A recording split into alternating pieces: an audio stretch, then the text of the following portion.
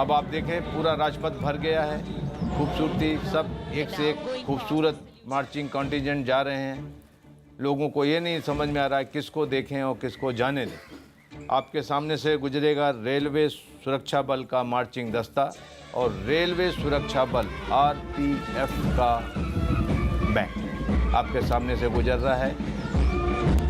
Railway protection force का band कदम कदम बढ़ाए जाए, एक ऐसी धुन मेरे ख्याल से हर भारतीय को ये कदम कदम बढ़ाए जाए, इसके बारे में। और उसके साथ में आप देख सकते हैं रेलवे प्रोटेक्शन फोर्स का मार्चिंग कॉन्टिंजेंट। हाँ, और ये रेलवे की संपत्ति सुरक्षा प्रदान करने का उत्तरदायित्व इनके कंधे पर होता है। भारतीय रेलवे की संपत्ति ट्रेन में जो अपराध होते हैं उन पर भी इनकी पैनी नजर होती है। एब्सोल्युटली।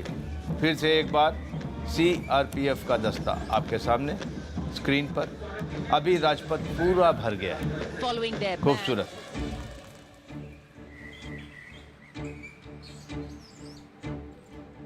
और ये दिल्ली पुलिस का बैंड जो आप तस्वीरों में देख रहे हैं, दिल्ली पुलिस का मार्चिंग दस्ता।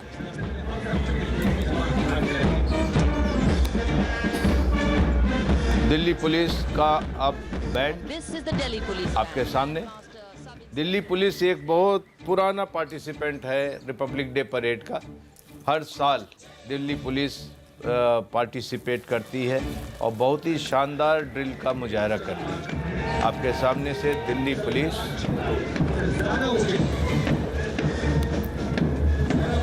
का बैंड और दिल्ली पुलिस की का मार्चिंग कॉन्टिजेंट आपके सामने से गुजरता हुआ श्री जगदेव सिंह के नेतृत्व में दिल्ली पुलिस। और ये भूलना नहीं होगा कर्नल साहब कि दिल्ली पुलिस के इस मार्चिंग दस्ते को गणतंत्र दिवस परेड में अब तक 14 बार सर्वश्रेष्ठ मार्चिंग दस्ते की ट्रॉफी मिल चुकी है। उन्हें मिली है और ये हर साल आते हैं, इनके ये हर साल ये शिरकत करते हैं और बहुत ही शानदार परेड इनकी रही है। अभी ये खूबसूरत, अगर कोई ऊपर से एरियल शॉट दिखाता तो पूरा राजपथ अभी भरा होता है खूबसूरत दस्तों के साथ, एक अपने आप में अद्भुत नज़ारा। और आपके सामने आए BSF के कैमल कॉन्टिजेंट। एक बहुत ही अद्भुत नज़ारा है, इसमें आपकी निगाह नहीं टिकती, इतनी खूबसूरती से सजाए हुए ऊँट और उनके ऊपर जवान साफा बांध करके खूबसूरत ड्रेस में बैठ करके जा रहे हैं।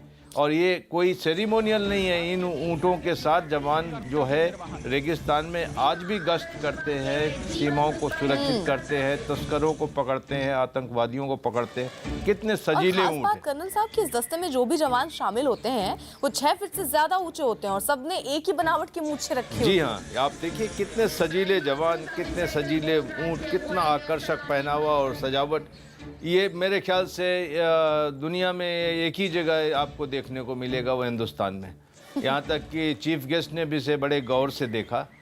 BSF का कैमल कॉन्टिजेंट ऊँट दस्ता, खूबसूरत, बहुत खूबसूरत, जिसकी अगुवाई कर रहे थे डिप्टी कमांडेंट कुलदीप चौधरी।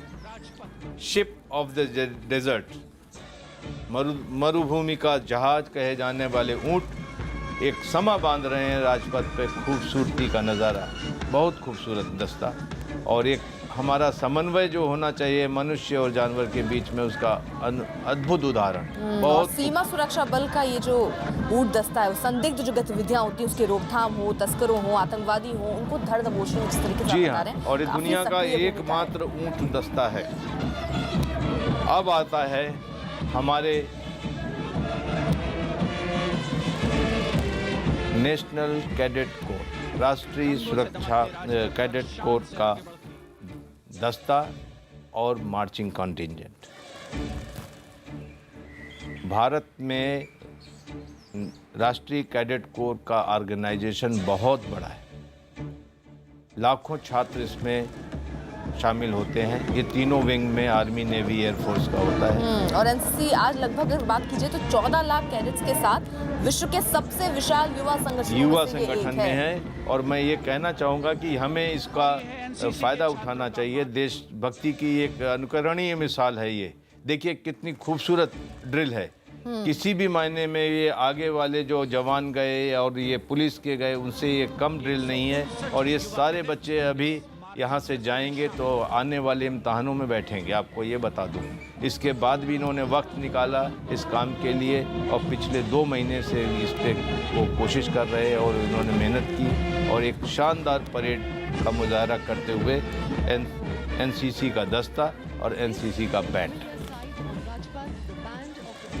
अगर एनसीसी की बात की जाए तो लड़कियां किसी से कम नहीं और एनसीसी गर्ल्स विंग का दस्ता और एनसीसी गर्ल्स विंग का बैंड किसी से कम नहीं। आपके सामने आप देखिए सीनियर अंडर अफसर पल्लवी मलिक बैंड का नेतृत्व करती हुई आपके सामने। ये भी ऑल वीमेन बैंड है, आपके सामने देख लीजिए कितना खूबसूरत। और उसके साथ मार्चिंग कॉन्टिजेंट सीनियर अंडर अफसर गरिमा सिंह भरोरिया इसका नेतृत्व करती हुई और गुजरती हुई एनसीसी बॉयज से किसी मायने में कम नहीं। और इस दस्ते में जो शामिल कैडेट्स हैं वो देश के सभी 17 एनसीसी निदेशालयों से चुने गए हैं। खास बात पूरे स्टेट से आते हैं और जैसा मैंने बताया सारे स्टूडेंट्स हैं और अपने पढ़ाई से वक्त निकाल के उन्होंने इस काम के लिए यहाँ पर वो आए हैं। ये सबसे खासियत बात है जो कि आज के ज़माने में एक बहुत बड़ी बात है कि देश के लिए उन्होंने ये समय निकाला।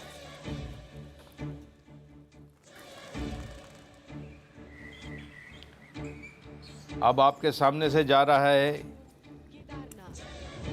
सामूहिक massed pipe and drums band. हर रेजिमेंट के लोग इसमें हैं और ये आपके सामने से गुजर रहा है और इनके पीछे आ रहा है नेशनल सर्विस स्कीम का मार्चिंग कॉन्टिंजेंट। जैसा आपने कहा कि एनसीसी 1.4 मिलियन स्ट्रॉन्ग ऑर्गेनाइजेशन है, उसी तरह एनएसएस को भी कम नहीं आंकना चाहिए। एक बहुत शानदार ऑर्गेनाइजेशन है।